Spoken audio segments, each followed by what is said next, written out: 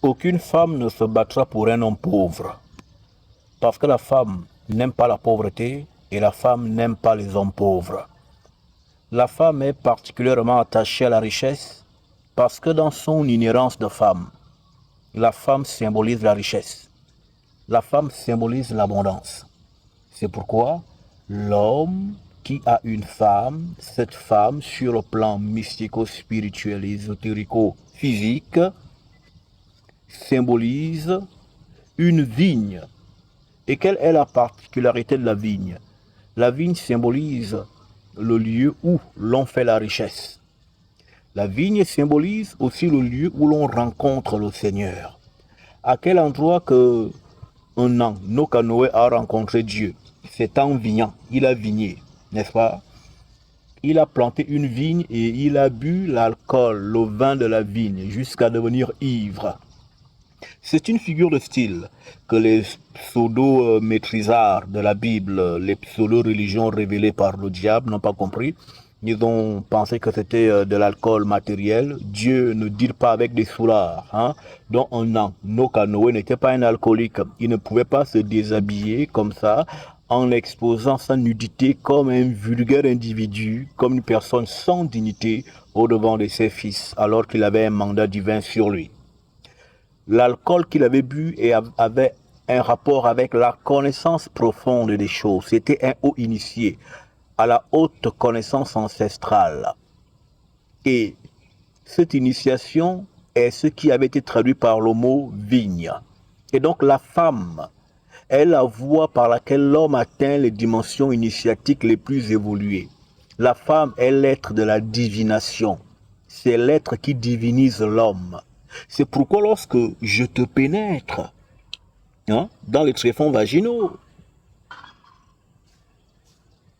j'atteins la divinité. Je fais une divination. Le goût du sexe, c'est la divination. Comment je peux quitter cet état normal là? Et après, je me mets à ressentir des émotions non habituelles, non canoniques, des émotions que je n'arrive pas à exprimer et que je n'arrive pas à produire de moi-même. Je ne parle pas ici du cas des gars qui bossent la masto. Non, je vous parle des choses normales. Pourquoi je n'arrive pas à créer cet état-là que je suis seul? Et pourquoi cet état, j'arrive à le créer que lorsque je suis dans tes tréfonds vaginaux? C'est parce que la porte vaginale est un passage de divination. C'est une porte divinatoire. Quand je rentre en elle, elle me permet d'atteindre des dimensions de divination. Parce que Dieu lui-même est divin. Et Dieu lui-même fait de la divination. Parce que prophétiser, c'est faire de la divination. Mais lorsque vous employez le terme divination, les petits zozos du christianisme de bas étage, ils vont vous dire que divination égale satanisme. Un prophète est un divinateur. Il fait de la divination parce qu'il raconte des choses qui doivent se produire. D'accord? Donc, la femme est un être de haute sacralité, de haute importance. Elle ne peut pas accepter dans ses murs un pauvrard. C'est pourquoi les hommes doivent se battre pour arriver à la richesse, de sorte que les femmes se battent entre elles à son sujet. Et non seulement l'homme doit avoir de l'argent, être un homme qui est bombé dans les poches, mais aussi, à côté de l'argent qu'il doit avoir, il doit être musclé dans le caleçon. Des poches bombées et un bangala musclé, tu es le roi de la jungle. Toutes les femmes te courent après, se prosternent et t'appellent Seigneur.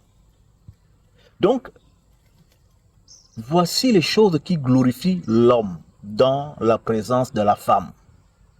Parce qu'il faut le savoir, la femme est cohabitante du bangala. C'est des cohabitants. Si un homme perd sa virilité et qu'il a une femme encore active sur le plan sexuel, cette personne connaîtra des difficultés dans son foyer parce que la femme commencera à revendiquer Pourquoi? Ben parce qu'il n'y a plus personne qui débrousse la voie qui mène au paradis. Car le sexe est un élément qui donne et apporte l'équilibre, la stabilité à la femme. Une femme qu'on ne tourne pas n'est pas stable. Et les femmes là qui ont fait le bac 15 ans, 20 ans sans faire, celles que tu vois là en train de prêcher partout. Une femme qui prêche est une femme qui en manque de sexe. Hein? Les femmes qui prêchent là, tout le temps tu vas sur TikTok, tu es connecté. Dans les carrefours, Jésus vous aime. Abandonnez le péché. L'enfer est réel. Venez, venez au Seigneur. Les femmes qui font ça là, c'est des femmes qui, au fond, ont envie qu'on les baisse bien. C'est quoi que tu vas me raconter là?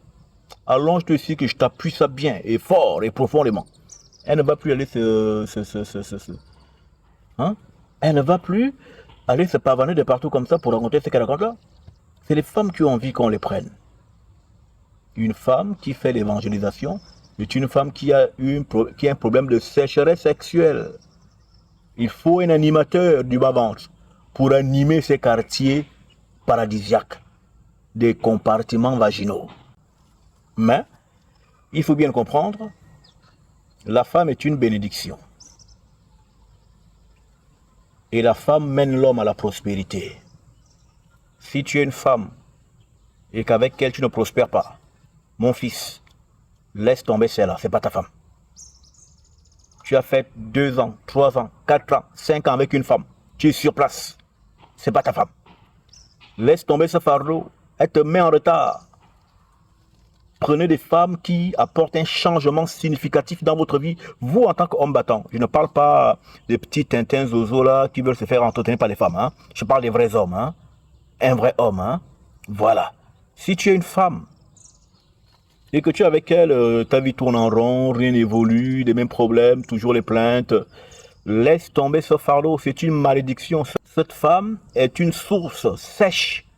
Et si elle est sèche, elle ne te sert à rien. Ne te mets pas en couple avec un fardeau. Ne te mets pas en couple avec une femme qui ne t'apporte rien. Ne te mets pas en couple avec une femme qui ne te produit rien. Ne vous mettez pas en couple avec des gens qui n'ont pour seul investissement que le con. Ça ne sert à rien. Voici les signes qui vous accompagneront à faire le choix des femmes que vous devez épousailler. Ne vous mettez pas la corde au cou en vous liant par le lien du mariage, le cérémonial du mariage. Ne faites pas ça. Ne vous liez pas avec des gens qui ne sont d'aucune productivité dans votre vie. Des fardeaux, vous n'en avez pas besoin. Que Tario, dans sa toute divine puissance, soit encore glorifié dans le Kanga. Amen.